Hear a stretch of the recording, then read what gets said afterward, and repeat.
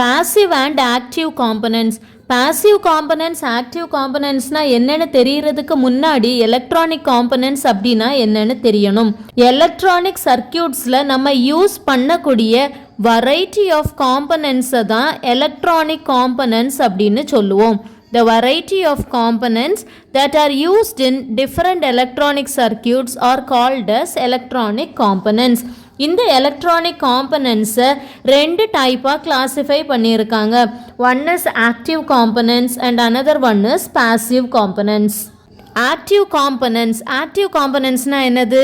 எந்தெந்த electronic components power deliver பண்ணுதோ அதெல்லாம் active components. The electronic components that delivers power are called active components. எக்ஸாம்பிளுக்கு diode, transistors, etc.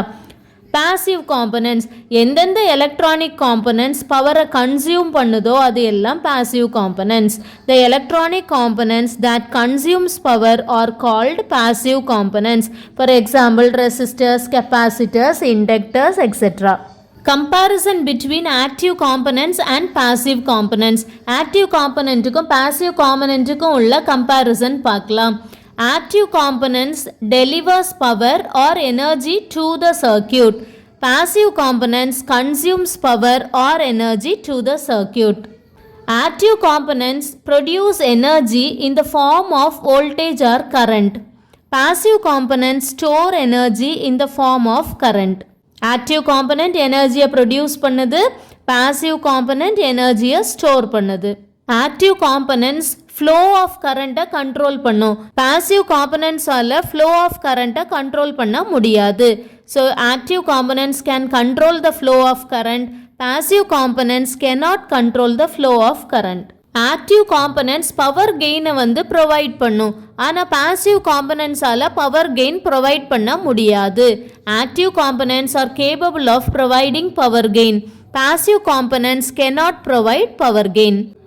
active components energy donor அப்படின்னு சொல்லுவாங்க, passive components energy acceptor னு சொல்லுவாங்க.